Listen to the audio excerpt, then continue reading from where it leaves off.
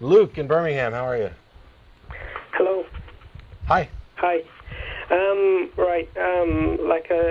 I'm just gonna present to you why I choose to believe.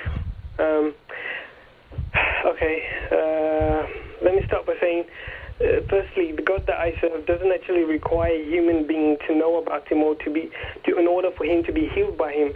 See, in order for him to what? In order for him to be healed by him. So you believe in a God that heals, but belief in the God isn't required for healing? No, and healing from selfishness into selflessness, because we are all born selfish, as I'm sure we can all admit. We're all born selfish, egocentrism. We're all born egocentric, and the opposite is actually the design for life. Okay, and, I just want to make sure I'm understanding you. You believe in a God that can change somebody from being selfish to selfless, but belief in that right. God is not required for that transition. Not necessarily. That's an interesting question for free will, then. No. What he will present evidence. Oh yes, and the next thing I was going to say is this: the God that I actually believe in values human freedom more than anything, and is actually willing to die, give his own life, than use his own powers to violate your own freedoms. Okay. And that's key. Secondly, the second evidence I have is that. Whoa. Wait. Luke, you can't have a second evidence until you have a first one. Okay, yeah, sorry. There wasn't any evidence. That was just a definition of what you believe. Yeah. Okay, yeah, go ahead. That's true. Okay, yeah. Okay, then moving on from that, my religion teaches that God is love. And this love is given a definition. It's not an emotion or a warm, fuzzy feeling. It's actually a principle upon which life is based. It is the principle of giving, and it says his nature. This principle of giving can actually be seen in what he has made. And so, if he created this world and his nature is love, and he is giving, you can see this in all systems that promote life. And an example of this principle would found in nature. Would be respiration. With every breath that you take, you give out carbon dioxide to the plants. Plants give back. Give out oxygen. Give out carbon dioxide to the plants. Plants give back oxygen. It's the principle of giving that sustains life. Furthermore, you can see this example. Hang on, Luke. Before you get to the furthermore, I mean, you've said God is love and God is nature, and that's all poetic. No. That's all poetic stuff. You didn't say that? I didn't say God is nature. Okay. His nature can be seen. You said that your religion teaches. His nature. You said your religion teaches that God is what love. Nature? No, God's nature. God's nature is love. And God's nature is love, and then right. which is some nice little poetic non-descriptions, and then you say that this is a principle, and then you say that the evidence for this principle is seen in nature through something like respiration. And what I'm going to say to that is that the process of respiration, this synergistic process that you're talking about, where we exhale carbon dioxide that the plants use, that they then provide us with oxygen, that is an entirely material, understood scientific principle that doesn't require love or anything beyond that. I'd like to also to bring up this is an important thing to think about. If God's nature is love, and you are apparently, I would assume, one of God's favorite, creations. You are a human being. That means that you're an animal. That means that in order for you to exist, you must consume and digest living cells. Right. As all animals do. So God's nature, according to you, is evident when we see a cheetah outrunning a springbok and tearing it apart. Am I right?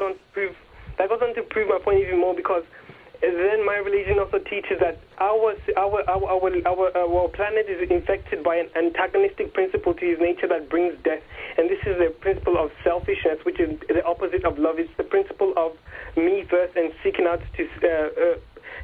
me first, because greater love is when you give your life for something, and then this other antagonistic principle is whereby you sacrifice someone else's life for yours. And in nature, you can see this when you see animals killing each other to promote their own well-being.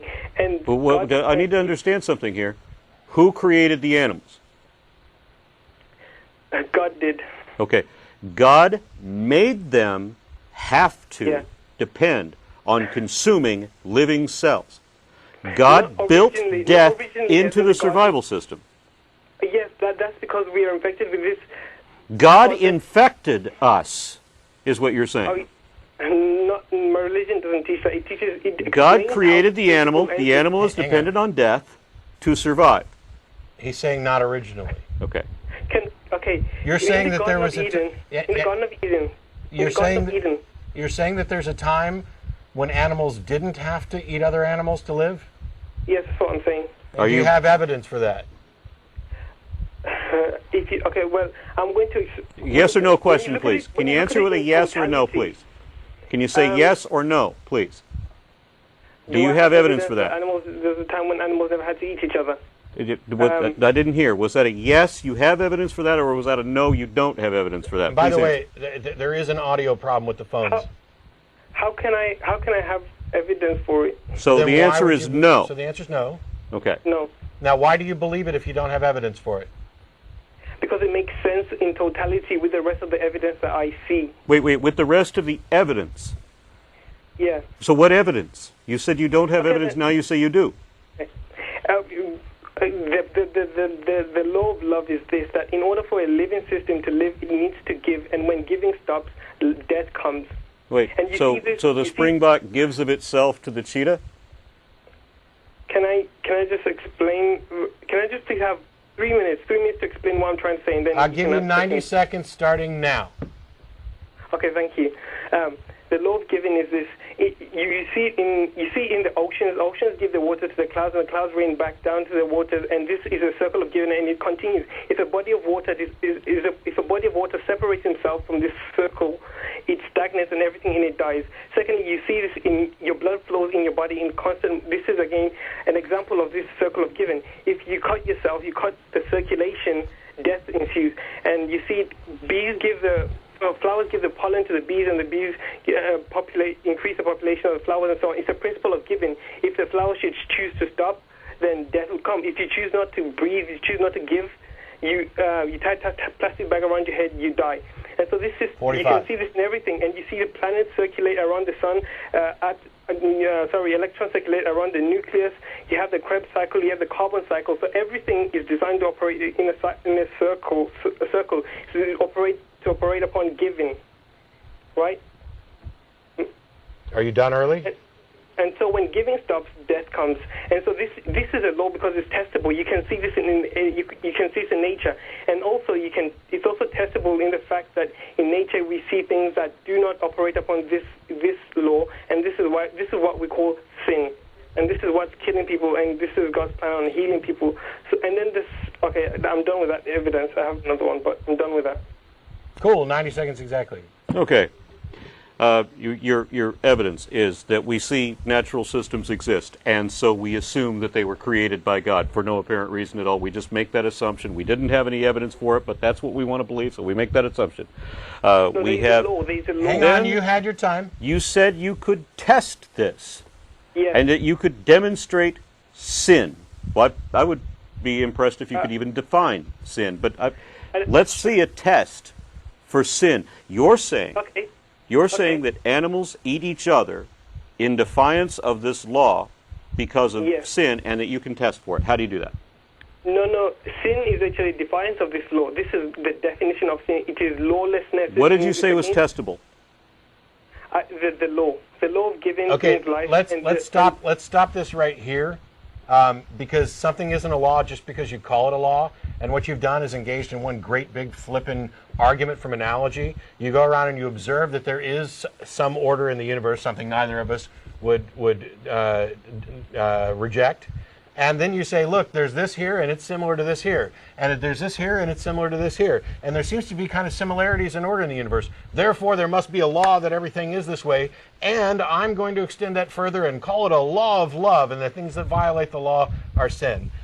You cannot simply run around making observations and create a great big argument for analogy and then give it a new label that allows you to give it another new label of God. And then That's you also asinine. use the example wherein the flower gives its pollen to the bee. I didn't see any tendrils offering the bee anything. What I see is a flower, and a bee goes in and takes it. Yeah. How do you demonstrate? How do you test that? It is a design. How do you know? How do you test that? How could you test that? Okay, to test that, then you take a flower and try and grow it in isolation from bees. No, that's not a test for design. So what you're testing there is the evolution of symbiotic systems. So, how do you test for your assumption of God, and that your secondary assumption that God's nature is love, and your third assumption? It's falsifiable in this way. If you can give me an Wait, example of are you referring to the Bible